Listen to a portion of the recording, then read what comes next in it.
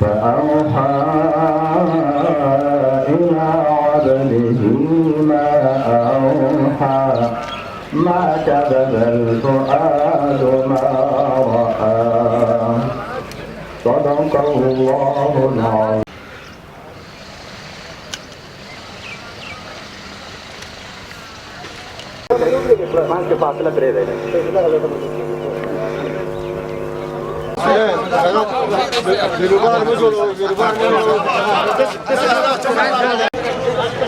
حبيبي برشو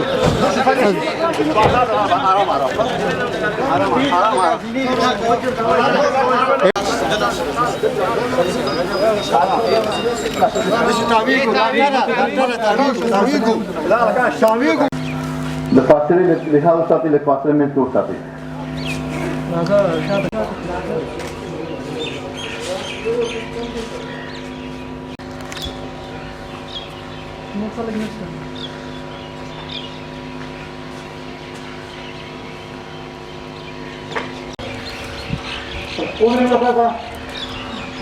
صفونه برابر کړئ.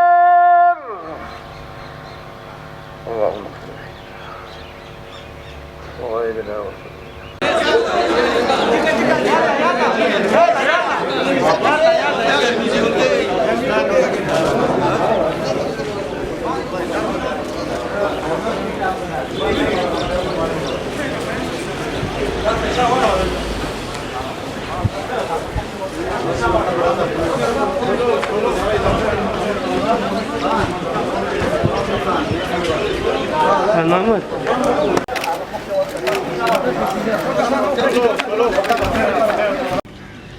تر هر څه د مخه د وکیل صاحب عبدالله ملکزي لالاخان او ټول شهیدان چې په پروني واقعه کې شهیدان شوي دي او د افغانستان په نورو سیمو کې ټولو ته د خدای پاک جنتونه نصیب کړي، زخمیانو ته د خدای پاک عاجله شفا ورکړي او د دې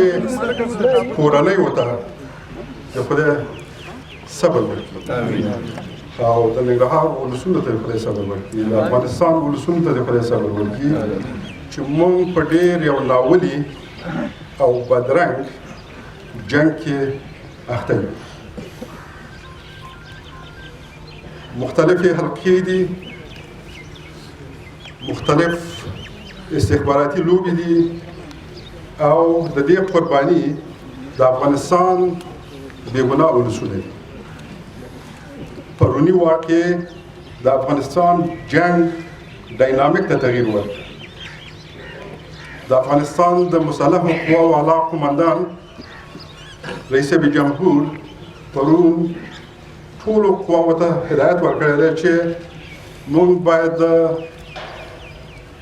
فعال مدافع نه راووځو او د تعرضي حالت ته ورشو. په ننګرهار کې خاصه توګه هره شپه طالبان او د هغې ګروپونه زموږ په پوستو باندې حمله کوي. هره شپه داسې شپه نشته دی چې زموږ امنیتي او دفاعي قوتونو مشران دلته موجود دي چې زموږ په پوستو باندې په 2 ځایه 3 ځایه 4 ځایه باندې دې حمله نه کوي. د دې ترڅنګ د جلالتمآب جمهور صاحب لخوا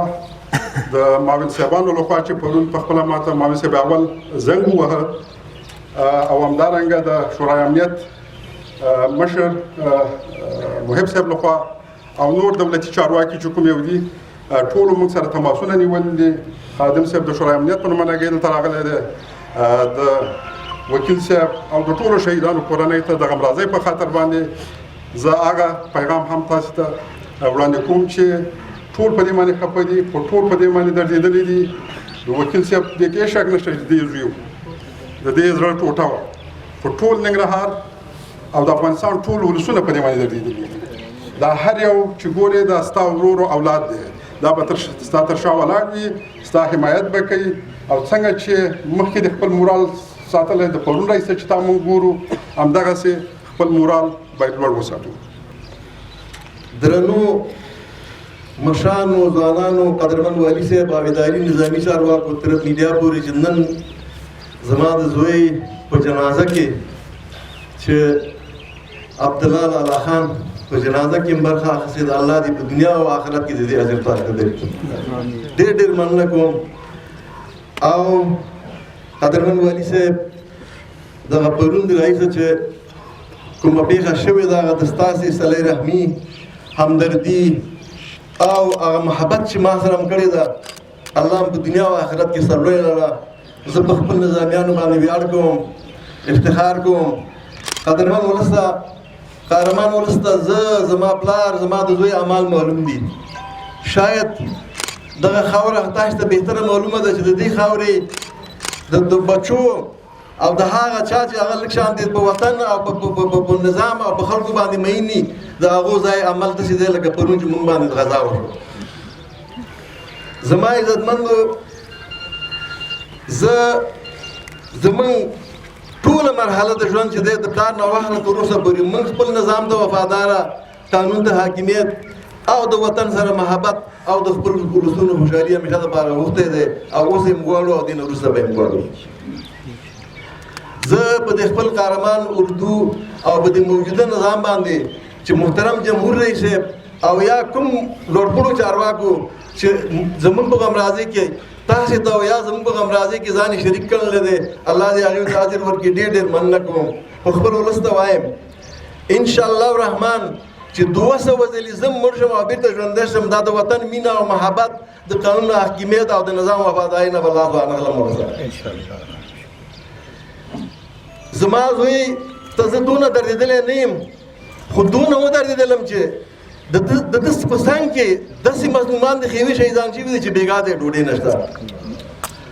او ما سره هم دونه طاقت او توان نشته چې د 100 یا زیات کم مړو مثال د خبرې یو څه به مې کړي وي خو الله دې زموږ او ستاسې د افغانانو په حال باندې رحم وکړي زما عزیزانو ای د افغانستان قهرمان ولسه په تاسو غږ کوم چې ورکړئ د محبت لاسونه یو بل ته ګورې دا خیر دی مونږ کار ستاسو دغلته یو جاپاني و چې د ننګرهار خاورې ته خدمت کوونکو هغه چا ژوندی پرې نه وده نو همداسې هغه څوک چې په وطن او په نظام او په ولس مینه خلک دي هغه څوک نه پرېږدي خو ولې دا به زما کړنلارې چې ما درته وویل چې 200 ځلې مړ شم او 200 ځلې ژوندی پژواک خبری اژانس د پیښو ریښتینې هنداره